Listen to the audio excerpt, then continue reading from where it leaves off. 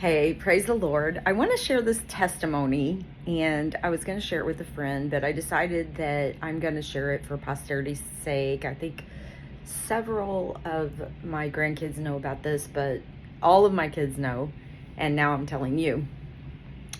Oh, this has been like back in the early, maybe 90s, if not 90. And we were a one income home, and then my husband wasn't like he made a huge income, and we had 5 kids. And one of the things that I love is decorating. Of course, I could not, my hair looks lovely here. I could not make a lot of extra money while I was taking care of the kids because we had 5 children under the age of 5. And if I would have went, I have a glare. If I would have went to work, then I would have been pretty much turning over my paycheck to the daycare. So I stayed home, but I did a few little things to earn money, but that would go for other extras, and decor just seemed to be the last thing. And I had this cheap, really cheap border that I had got at on clearance at Walmart, and it had magnolias on it, and I had what I was calling French Victorian decorated my whole living room. And I told my husband, I just really want, and I think it was a birthday or an anniversary or something like that, I'm like, I really want a gilded frame, like that gold frame with a Victorian photo or picture painting on the inside. And I didn't really specify what the Victorian painting was, but I had a little Victorian doll that I had got at a home interior. I think I didn't pay very much for it, but I think it was one thing I bought when we would go to those home interior parties. And I came out with one thing, and that was it. And so I went with my husband. He agreed that we would go and look, and it was this big deal. It's always a big deal if we spend any money on decor, because it's like so unnecessary. But in my mind, it was something that I like to make my home comfortable. We hosted a lot of Bible studies, and we had a lot of family, and our house was the house where everybody came for Christmas. And it was just, I like to decorate, but obviously I don't want to wreck my budget. We didn't use credit cards or anything at the time, and we still don't. But I mean, we have one, but nothing is on it. We just have it because sometimes you have to have a credit card for hotels or whatever. And so anyway, we go looking at all these places. I think we went to like JCPenney and Sears. We had all 5 of our kids in tow, and just, I'm looking, and these things are $300 to find a thing like I want, okay? Like I want it really large so it could go over this settee that I had gotten. And it was, a cheap settee, but it was a plaid gingham. That was just so cute. Had it for years and years. I think we just now got rid of it.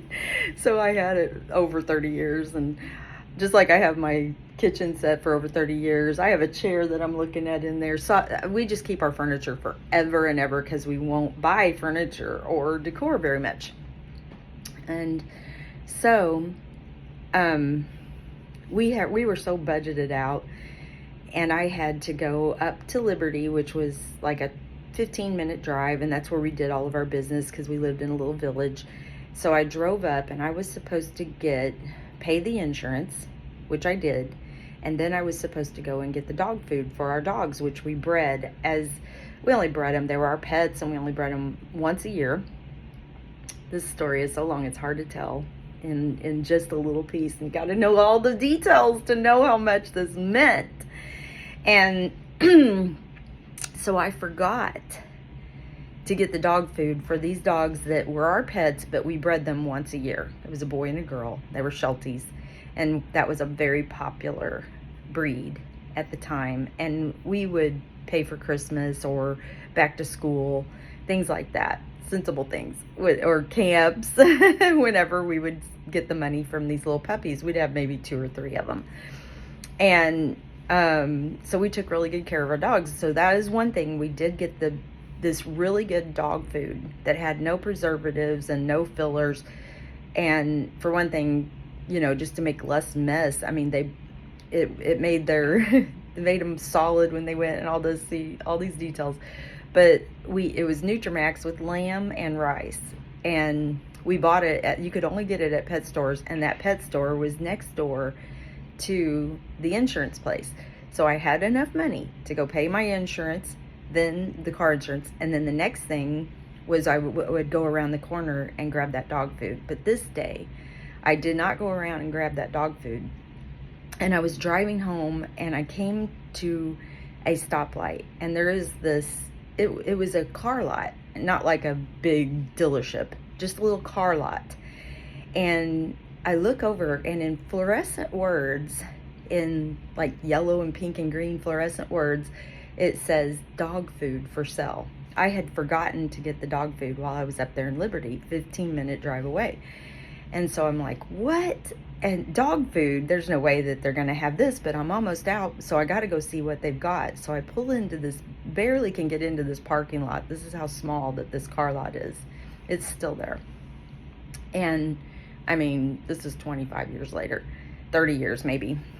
And so I went ahead and pulled in there. Well, long story short, they had the exact kind of dog food. They had turned it into this little resale shop.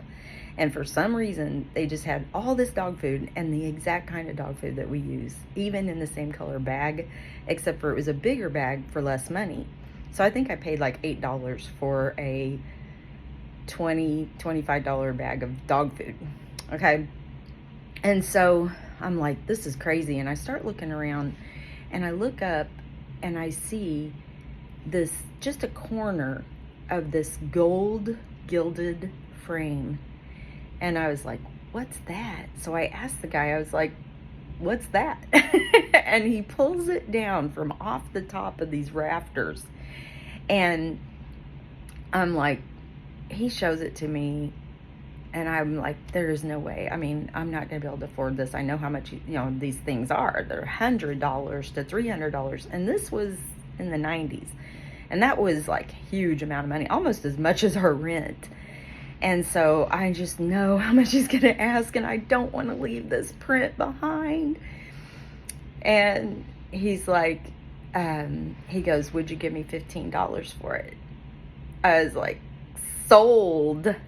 And so we paid like $25 for our dog food or something. But so I paid $15 for that, and the dog food was $8, and it was like $23. I was freaking out. And so this story just goes on. So I bought it, and I go home, and I'll have to show you. I go home and look at this. Is this not Victorian? Is this not a gilded frame? Is this not the sweetest print that you could ever buy? I mean, the dimensions on this is, so I go home and I put it up over that settee. It looked perfect, and it matched that one little home interior purchase that I made one time and felt guilty about, probably, of the little doll that looked like the little porcelain figure. And I have another story about that porcelain figure, but I will save that for you. But anyway, I put that up, and we raised our kids with this house, with that settee, and this picture were in that house for years and years and years. And then finally in 2002, my husband got this big promotion, and we decided, I was working at the time too, so we had 2 incomes, and we decided we are going to move into a nice house, a nice neighborhood. And we got a really, really spectacular house. And I told my husband, I was like, I might, change up from this Victorian style, but I'm going to go ahead and keep the frame. We'll put maybe a scenery in it because we were moving in our house and our view and everything, and we had a lake. And I was like, maybe a lake scene or something. Well, I had a lake scene. I don't know why I was going to get a lake scenery, but anyways, so let's see if I can do this. I don't know if I can do it one-handed. When my husband, I don't know if I can get it down. There we go. Hold on. It's on a string. Okay. I can't get it. I'm too short. Come on. I got it. Okay. So when my husband went to go ahead and, oops, I can't even turn it around in this hall. That's how big it is. When my husband went ahead and decided that he was going to try to take it off. In fact, he started tearing it off, you can see. And it wasn't coming off really good. And then he saw, well, what is this? And there it was. This is the price of this painting, which is called Love at First Sight. And this is the Carlson and Lebrano and Company Interior Arts and Framing. And the price is $1,300. $1,300. I don't know if you can see all that. You can see the wire framing. And it's not new. It is not a new painting. In fact, what it is, I don't know if you can see, it was printed in, if you come down here, you can see right here, it was printed,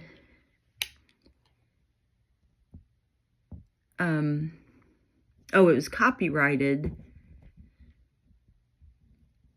So that was when it was printed. I can't even read that anymore. What does that say? I'm gonna have to get it. 1829. So in 1829 in the USA, or 1899, sorry. It's either 1829, 1899. So 100 years old. Copyright by McNoller and Company, New York, USA. I think that's at 1899. Man, I can't see it. And it's Love at First Sight. And then if you come over here, okay, it has to be 1899 or 1892 maybe. Marcus Stone, 1891. And this is printed, all right, painted by Marcus Stone Royal Academy. That's R.A. Marcus Stone is a Royal Academy artist in the 1890s. That's when I guess it was printed 1892, because this was painted in 1891. So basically it's just a print off of one of his famous paintings, but it's 100 years old. And hold on, let me get this back up there. I don't know if I can get it back up. There we go. I think I got it. No, I didn't. I can't catch that. Oh, did I catch it? Nope. Now hubby has to put that back up. Sorry. But anyway, there it is. And, it didn't matter to me that it was painted by a Royal Academy. It didn't matter to me that its actual name is Love at First Sight, which my husband and I had. And it didn't matter to me that I had a Victorian-themed living room that I was trying to, decorate before it was even decorated. It was supposedly Victorian themed because I had one Victorian doll, a ceramic figure or a porcelain figure or whatever. Keep calling it a doll. But that's how God is. That is how God is. He gives us the desires of our heart, and he blessed us. We were trying to be frugal, always trying to be frugal. And It's just amazing. He's an amazing God. And I have lots of stories where God has spoiled me like that. And I know why, because he's constantly convincing me of some personal things. Like whenever I was about to break down in the Kmart, this tells you how long ago it was, in the Father's Day aisle, and I was looking for a Father's Day card for my husband. And my dad was never involved in my life, so I was like, this is just slapping me in the face of all these descriptions of all these dads, and I'm like, I have never had a dad that did this, all these things that are being written in this description, and there was no card on there that could describe what my dad did. you know there was just nothing to describe how he was not involved in my life in a card on Father's Day. And so I got upset. I left everything right in the aisle, and I just went out to the car, and I was just crying. I was like, I've never had a dad. I've never had a father that cared, and he's alive, but he doesn't give anything, not 2 cents for me. And then God said, you have a father. And I was like, I heard him, and I was like, I do. I have a father. You are my father. That's right. And he gave me such peace, because not only is he the father, he is the comforter, and he's everything. He's everything that I need. He's everything that anyone needs. And he is a provider.